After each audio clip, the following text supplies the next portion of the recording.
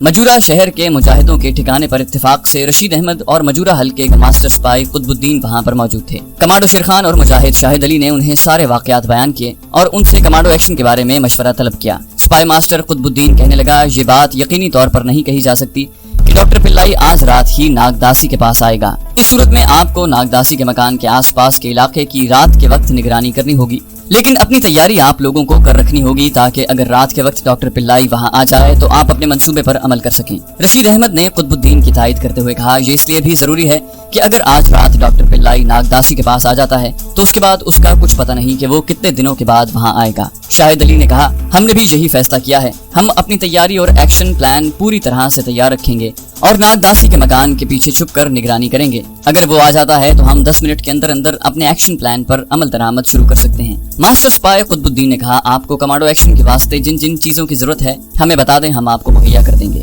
اس کی بالکل فکر نہ کریں۔ اگر آپ اپنے ساتھ کچھ مجاہد لے جانا چاہتے ہیں تو ہمارے پاس ایسے تربیت یافتہ کمانڈو موجود ہیں۔ کمانڈو شیر خان نے کہا، اس مشن کے لیے ہم 2 ہی کافی ہیں، کسی تیسرے آدمی کی ضرورت نہیں ہے، کیونکہ یہ ڈاکٹر پلائی کے سیکیورٹی گارڈز کے دستے پر کھلا حملہ نہیں ہوگا۔ ہمیں چھپ کر شب خون مارنا ہوگا اور سیکیورٹی گارڈز کی نظروں میں آئے بغیر پاکستان دشمن ڈاکٹر پلائی کو ہلاک کرنا ہوگا۔ باقی 2-3 چیزوں کی ہمیں ضرورت ہے، وہ میں آپ کو بتائے دیتا ہوں۔ کمانڈو شیر خان نے مجاہد رشید احمد اور ماسٹر سپائی قطب الدین کو اپنی ضرورت کی چیزیں بتائیں جو اس نے اسی وقت نوٹ بک پر لکھ لی اور کہا کہ یہ چیزیں آپ کو کس وقت درکار ہیں۔ مجاہد شاہد علی بولا، شام ہونے سے پہلے یہ ہمارے خفیہ غار میں پہنچ جانی چاہیے، پہنچ جائیں گی انشاءاللہ، آپ بے فکر رہیں۔ مجاہد قطب الدین نے جواب دیا۔ اس کے بعد دوپہر تک شیر خان اور شاہد علی وہیں پر رہے۔ دوپہر کے بعد وہ اپنے خفیہ غار میں آ گئے۔ ابھی کافی دن باقی تھے۔ دونوں نے آپس میں مشورہ کیا اور 10 منٹ غار میں ٹھہرنے کے بعد ناگداسی ارملا کے خفیہ مکان کی طرف روانہ ہو گئے۔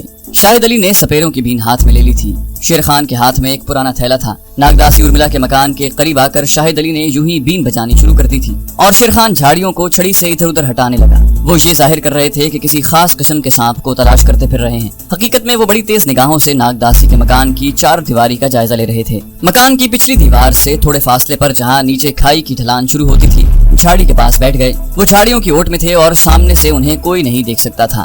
کمانڈو شیر خان کہنے لگا، مکان کی عقبی دیوار کے ساتھ لگا ہوا پائپ تم بھی دیکھ رہے ہوگے؟ شاہد علی نے جواب دیا، ہاں دیکھ رہا ہوں۔ شیر خان نے کہا، ہم اس کے ذریعے چھت پر سے مکان کے صحن میں اتریں گے۔ اس کے بعد وہ اٹھ کر مکان کی مغربی دیوار کے پاس درختوں کے نیچے آ کر بیٹھ گیا۔ وہاں اس وقت نزدیک اور دور کوئی انسان نظر نہیں آتا تھا۔ شاہد علی کہنے لگا، میرا خیال ہے کہ مکان میں اس وقت کوئی نہیں ہے، ارد گرد بھی کوئی آدمی نہیں، کیا خیال ہے ہم مکان کے صحن میں کود کر اس کمرے کا جائزہ نہ لیں جہاں ہمیں شب خون مارنا ہوگا؟ شیر خان نے ایک لمحے کے لیے سوچا، پھر بولا، ہو سکتا ہے ناگداسی مکان کے اندر ہی ہو۔ ابھی یہ فطرہ شیر خان کی زبان پر ہی تھا کہ مکان کے دروازے میں سے ناگداسی بانس کی چھوٹی سی ٹوکری ہاتھ میں لیے باہر نکلی۔ دونوں کمانڈو وہیں سمٹ کر جھاڑیوں کی اوٹ میں ہو گئے۔ انہوں نے ناگداسی ارملا کو دن کی روشنی میں پہچان لیا تھا۔ یہ کدھر جا رہی ہے؟ شیر خان نے سرگوشی کی۔ شاہد علی نے سرگوشی میں ہی جواب دیا، اس کا رخ سانپ والی جھونپڑی کی طرف ہے، ہمیں اس کا پیچھا کرنا چاہیے۔ شیر خان نے جواب دیا۔ جب ناگداسی ان سے ذرا دور ہو گئی تو دونوں درختوں کے نیچے سے نکل کر ناگداسی کو نگاہ میں رکھ کر اس کے پیچھے چلنے لگے۔ ناگداسی سانپ والی جھونپڑی کی طرف ہی جا رہی تھی۔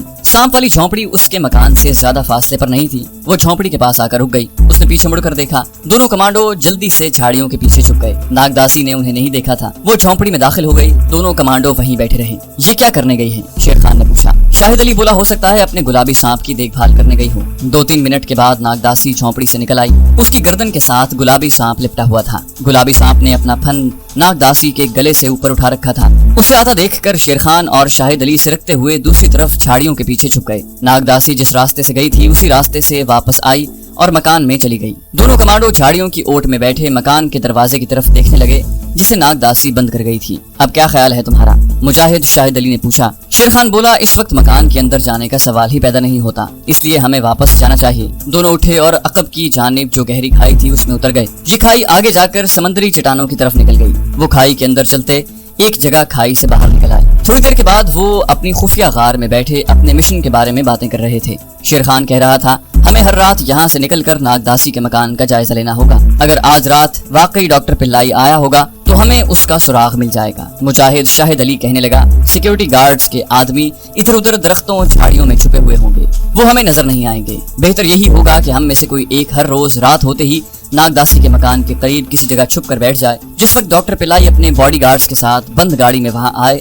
تو وہ غار میں آ کر خبر کر دے۔ شیر خان بولا ٹھیک ہے، آج کی رات میں پہرا دوں گا۔ شاہد علی نے کہا میرا خیال ہے کہ ڈاکٹر پلائی اگر آیا تو وہ آدھی رات سے پہلے ہی آئے گا۔ کمانڈو شیر خان بولا لیکن میں رات کے پچھلے پہر تک نگرانی کروں گا، اس کا کچھ پتہ نہیں کب آ جائے۔ چنانچہ یہ فیصلہ ہو گیا کہ اس رات کمانڈو شیر خان ناگداسی کے مکان کی نگرانی کرے گا۔ شام ہو گئی، اندھیرا ہوتے ہی ان کا ایک مجاہد وہ چیزیں لے کر آ گیا جس کی دونوں کمانڈوز کو ضرورت تھی۔ رضاکار مجاہد نے تھیلا ان کے سامنے رکھ کر کھول دیا اور کہا قطب الدین نے کہا ہے کہ اگر کسی اور شے کی بھی ضرورت ہو تو وہ بھی بتا دیں۔ شیر خان اور شاہد علی نے تھیلے میں سے ساری چیزیں نکال کر دیکھی اور کہا نہیں، اور کسی چیز کی ضرورت نہیں ہے۔ رضاکار مجاہد ان کے لیے تازہ پکا ہوا کھانا بھی لایا تھا۔ کھانا وہاں رکھ کر وہ اجازت لے کر چلا گیا۔ دونوں مجاہد ان چیزوں کا جائزہ لینے لگے جو قطب الدین ماسٹر نے بھیجی تھی۔ ان میں 2 اسٹین گنیں اور ان کے فالتو میگزین تھے۔ ہر ایک اسٹین گن کی نالی پر سائلنسر چڑھا ہوا تھا تاکہ فائرنگ کے دھماکوں کی زیادہ آواز پیدا نہ ہو۔ اس کے علاوہ کچھ دستی بم تھے، 2 سائلنسر والے نئے پستول تھے، نائلون کی مضبوط رسی کا گچھا تھا جس کے سرے پر لوہے کی ہک لگی ہوئی تھی۔ انہوں نے سارے سامان کی اچھی طرح سے چیکنگ کی اور اسے تھیلے میں ڈال کر کونے میں رکھ دیا۔ اس کے بعد انہوں نے وہیں بیٹھ کر کھانا کھایا اور غار کے باہر آ کر پتھروں پر بیٹھ کر کچھ دیر باتیں کرتے رہے۔ پھر شاہد علی نے کہا تمہیں 2 گھنٹے بعد نگرانی کی ڈیوٹی پر جانا ہے، میرا خیال ہے تم اتنی دیر آرام کر لو۔ شیر خان نے جواب دیا اس کی ضرورت نہیں ہے، میں اس قسم کی سختیوں کا عادی ہوں۔ جب رات کے 10 بج گئے تو شیر خان اسی ناگ سادھو کے حلیے میں رات کی ڈیوٹی دینے ناگداسی کے مکان کی طرف چل پڑا۔ صرف ایک سائلنسر لگا پستول اس نے اپنے ساتھ رکھ لیا تھا۔ ٹارگٹ پر جا کر وہ ناگداسی کے مکان کے سامنے کی جانب کچھ فاصلے پر جھاڑیوں میں چھپ کر بیٹھ گیا۔ چاند نکلا ہوا تھا اور چاروں طرف چاندنی پھیلی ہوئی تھی۔ شیر خان تھوڑی دیر بعد اس کچی سڑک کی طرف دیکھ لیتا تھا جو آگے جا کر ناگ مندر کی طرف مڑ جاتی تھی۔ اس کے خیال میں اگر سائنسدان ڈاکٹر پلائی آیا تو اس کی بند گاڑی اسی راستے سے گزر کر ناگداسی کے مکان پر آئے گی۔ شیر خان نے کلائی پر گھڑی باندھی ہوئی تھی۔ رات گزرتی جا رہی تھی، چاند آسمان کے وسط میں آ کر آہستہ آہستہ ڈھل رہا تھا۔ آدھی رات گزر گئی، پھر رات کا 1 بج گیا، وہاں کوئی نہ آیا۔ ناگداسی کے مکان کی 4 دیواری کے اندر جو روشنی ہو رہی تھی وہ بھی بجھ گئی، ہر طرف خاموشی تھی۔ جب رات کے 2:30 بج گئے اور ڈاکٹر پلائی کی گاڑی نہ آئی تو شیر خان اٹھ کر واپس چل پڑا۔ غار میں آیا تو مجاہد شاہد علی سو رہا تھا۔ شیر خان بھی خاموشی سے سو گیا۔ اس کی آنکھ اس وقت کھلی جب شاہد علی اسے جگا رہا تھا۔ معلوم ہوا کہ دن کا 1 بج چکا ہے۔ بیدار ہونے کے بعد شیر خان نے بتایا کہ وہ رات کے 2:30 بجے تک جھاڑیوں میں چھپ کر بیٹھا رہا تھا مگر ڈاکٹر پلائی نہیں آیا۔ شاہد علی نے کہا آج رات میں ڈیوٹی دوں گا۔ اسی طرح باری باری ڈیوٹی دیتے انہیں 4 دن گزر گئے۔ 5ویں رات کو شیر خان کی ڈیوٹی تھی۔ وہ حسب معمول ناگداسی کے مکان سے کچھ دور جھاڑیوں میں چھپ کر بیٹھا تھا کہ اس کے کان میں کسی گاڑی کے انجن کی آواز سنائی دی۔ وہ اسی لمحے چوکنا ہو گیا اور اس نے اپنی نظریں کچی سڑک پر جما دی۔ اس وقت رات کے 11:30 بجے تھے اور چاند کچی سڑک والے درختوں کے پیچھے جا چکا تھا۔ کچی سڑک پر اس کی مدھم چاندنی درختوں سے چھن چھن کر پڑ رہی تھی۔ گاڑی کے انجن کی آواز تھوڑی دیر کے بعد رک گئی، اس کے بعد کوئی آواز نہ آئی۔ شیر خان گھوم کر دور کچی سڑک کو دیکھ رہا تھا۔ معلوم ہوتا تھا کہ گاڑی سڑک پر آگے آنے کے بجائے پیچھے ہی کسی جگہ رک گئی تھی۔ اس کے بعد خاموشی چھا گئی۔ تھوڑی دیر بعد شیر خان نے دیکھا کہ مدھم چاندنی میں کچھ انسانی سائے کچی سڑک کی دونوں جانب دوڑتے ہوئے آئے اور پھر درختوں کے اندھیرے میں گم ہو گئے۔ شیر خان سمجھ گیا کہ یہ ڈاکٹر پلائی کے حفاظتی دستے کے کمانڈوز ہیں اور اس کے تحفظ کے لیے ارد گرد کے درختوں میں گھات لگا کر بیٹھ گئے ہیں۔ یہ کمانڈو اس طرف بھی آ سکتے تھے جہاں شیر خان چھپا ہوا تھا۔ یہ سوچ کر شیر خان جلدی سے اٹھ کر پیچھے چلا گیا۔ وہ اپنی پہلی پوزیشن سے 15 قدم پیچھے آ کر کھائی کے کنارے ایک ایسی جگہ چھپ کر بیٹھ گیا جہاں سے وہ ناگداسی کے مکان کو دیکھ سکتا تھا۔ وہ یہ یقین کرنے کے بعد وہاں سے واپس جا کر شاہد علی کو بتانا چاہتا تھا کہ ڈاکٹر پلائی ناگداسی کے مکان میں داخل ہو گیا ہے۔ اس دوران وہ جہاں تک ہو سکتا تھا سیکیورٹی گارڈ کمانڈو کے بارے میں بھی یہ معلوم کر لینا چاہتا تھا کہ انہوں نے کس جگہ پوزیشنیں سنبھال رکھی ہیں، مگر مدھم چاندنی اور درختوں جھاڑیوں کی بھرمار میں یہ سراغ لگانا مشکل تھا۔ شیر خان کی نظریں ناگداسی کے مکان کے دروازے اور اس کے آگے کچی سڑک پر لگی ہوئی تھی۔ وہ سمجھ گیا کہ ڈاکٹر پلائی کے باڈی گارڈ پہنچ گئے ہیں اور اب وہ بھی تھوڑی دیر میں آنے والا ہے۔ جہاں کمانڈو شیر خان چھپا ہوا تھا وہاں آگے 1 فٹ اونچی گھاس اور جھاڑیاں تھیں، ان کے اوپر پھیکی چاندنی میں درختوں نے اندھیرا کر رکھا تھا۔ کمانڈو شیر خان کی عقابی نگاہیں چاروں طرف دیکھ رہی تھی۔ اچانک اسے کچھ فاصلے پر 3 انسانی سائے ایک طرف سے نکل کر دوسری طرف جدھر ناریل کے درخت تھے دوڑتے نظر آئے۔ وہ سمجھ گیا کہ ڈاکٹر پلائی کے سیکیورٹی گارڈ پوزیشنیں سنبھال رہے ہیں۔ اس کا مطلب تھا کہ سیکیورٹی گارڈ کے کمانڈوز نے ناگداسی کے مکان کو چاروں طرف سے اپنے گھیرے میں لے لیا تھا اور مکان کے سامنے کی طرف خاص طور پر ان لوگوں نے مورچے سنبھال لیے تھے۔ اتنے میں کچی سڑک پر کچھ اور انسانی سائے نظر آئے۔ یہ تیز ناگداسی کے مکان کی طرف بڑھ رہے تھے۔ چاندنی بہت پھیکی تھی۔ یہ غروب ہوتے چاند کی روشنی تھی جو درختوں کے پیچھے سے کچی سڑک پر پڑ رہی تھی۔ یہ انسانی سائے ناگداسی کے مکان کے قریب آنے کے بعد رک گئے۔ ان میں سے ایک سایہ مکان کے دروازے کی طرف بڑھا۔ کمانڈو شیر خان نے اسے بڑے غور سے دیکھا۔ یہ درمیانے قد کا آدمی تھا۔ ایک باڈی گارڈ مکان کے دروازے تک اس کے ساتھ آیا۔ جب درمیانے قد کا آدمی دروازے کے اندر چلا گیا تو باڈی گارڈ کا سایہ دوڑ کر مکان کے بالکل سامنے درختوں میں غائب ہو گیا۔ ان لوگوں نے ناگداسی کے مکان کے چاروں طرف اپنا جال پھیلا دیا تھا۔ اس جال سے بچ کر نکلنا اور ناگداسی کے مکان تک پہنچنا کسی عام آدمی کے بس کی بات نہیں تھی۔ شیر خان خاموشی سے اٹھا اور نیچے کھائی میں اتر گیا۔ اسے یقین ہو گیا تھا کہ پاکستان کا دشمن ڈاکٹر پلائی ناگداسی کے مکان میں جا چکا ہے اور اب وہ پاؤں پھٹنے سے پہلے باہر نہیں آئے گا۔ وہ تیز تیز قدموں سے کھائی میں سے گزر رہا تھا۔ آخر وہ اپنی خفیہ غار میں پہنچ گیا۔ مجاہد شاہد علی جاگ رہا تھا۔ کمانڈو شیر خان کو دیکھتے ہی بولا، ضرور ہمارا شکار پنجرے میں داخل ہو چکا ہے۔ شیر خان بولا، شکار تو پنجرے کے اندر موجود ہے، لیکن پنجرے کے باہر ایک ایک درخت اور جھاڑی کے پیچھے ایک ایک سیکیورٹی گارڈ پوزیشن لیے بیٹھا ہے۔ اور پھر شیر خان نے اسے ساری بات بیان کر دی۔ مجاہد شاہد علی نے تھیلے میں سے ایک سٹین گن نکال کر شیر خان کی طرف اچھالی۔ ایک سٹین گن اپنے کندھے سے لٹکائی، 3 دستی بم شیر خان کو دیے، 3 دستی بم لمبے کرتے میں ڈالے اور بولا، شیر خان، مزہ اسی میں ہے کہ دشمن کے مورچے میں گھس کر اس کو نیست و نابود کر دیا جائے۔ کمانڈو شیر خان نے کہا، لیکن شاہد علی، ہمیں سارا کام خاموشی اور خفیہ طریقے سے کرنا ہے۔ دشمن کا کوئی ایک مورچہ نہیں ہے، اس کے مورچے ٹارگٹ کے چاروں طرف ہیں۔ ہماری طرف سے ایک فائر بھی غلط جگہ پر ہو گیا تو ہم دشمن کا مقابلہ تو ضرور کریں گے، مگر ہمارا مشن فیل ہو جائے گا اور ڈاکٹر پلائی ہمارے ہاتھ سے نکل جائے گا، جو ہمارا اصل دشمن ہے۔ مجاہد شاہد علی جذباتی ہو رہا تھا۔ اس کے جذبات شیر خان کے نزدیک انتہائی قابل قدر تھے، مگر یہاں صورتحال دوسری تھی۔ یہاں شیر کی طرح سامنے سے آ کر حملہ کرنے کی بات نہیں تھی، بلکہ یہاں چیتے کی طرح درخت کی شاخ پر سے نیچے دشمن پر چھلانگ لگا کر اسے اس طرح دبوچ لینا تھا کہ اس کی آواز بھی نہ نکل سکے۔ شیر خان نے شاہد علی کو صورتحال کی نزاکت اور تقاضے سے آگاہ کیا تو وہ بولا، میں اپنے آپ کو قابو میں رکھنے کی کوشش کروں گا۔ انہوں نے ایک ایک کمانڈو چاقو بھی لے لیا۔ وہ خاموشی سے غار میں سے نکلے اور چٹانوں کی تاریک راہداری میں سے ہوتے ہوئے آگے جا کر اس کھائی میں اتر گئے جو ناگداسی کے مکان کے عقب سے ہوتی ہوئی آگے نکل جاتی تھی۔ جب انہیں غروب ہوتی پھیکی چاندنی میں ناگداسی کے مکان کی چار دیواری نظر آئی تو وہ ڈھلان چڑھ کر کھائی سے باہر آ کر وہیں بیٹھ گئے۔ ناگداسی کے مکان کی عقبی دیوار ان سے زیادہ دور نہیں تھی۔ وہ وہیں دبک کر بیٹھے ماحول کا عقابی نظروں سے جائزہ لیتے رہے۔ اتنے میں چاند مغربی افق میں غروب ہو گیا۔ اس کے ساتھ ہی رات کی تاریکی گہری ہو گئی، لیکن اس تاریکی میں دونوں مجاہدوں کی نگاہیں کافی کچھ دیکھ سکتی تھیں۔ کچھ دیر تک وہ مکان کی دیوار کو تکتے رہے، پھر شیر خان نے شاہد علی کو ہاتھ سے اشارہ کیا۔ مجاہد شاہد علی نے وہیں دیوار کی طرف رخ کر کے سٹین گن سیدھی کر کے پوزیشن لے لی اور شیر خان آہستہ آہستہ جھک کر مکان کی دیوار کی طرف بڑھا۔ وہ نائلون کی رسی اس لیے اپنے ساتھ نہیں لائے تھے کہ اتنے سارے سیکیورٹی گارڈز کے گھیرے میں کمند چھت پر پھینکنے سے اس کی آہنی ہک کی آواز پیدا ہو سکتی تھی اور سیکیورٹی والوں کو خبردار کر سکتی تھی۔ چنانچہ انہوں نے دیوار کے ساتھ چمٹے ہوئے پائپ کے ذریعے ہی اوپر چڑھنے کا فیصلہ کیا۔ دیوار کے قریب آ کر شیر خان پائپ کی طرف بڑھنے ہی لگا تھا کہ اسے انسانی قدموں کی دھمک سنائی تھی۔ وہ وہیں نیچے ہو گیا۔ یہ ایک نہیں 2 آدمی تھے، ان کے ہاتھوں میں گنے تھی اور وہ دیوار کی طرف آ رہے تھے۔ دیوار کے پاس آ کر وہ تھوڑی دیر کے لیے رکے اور ادھر ادھر دیکھنے لگے۔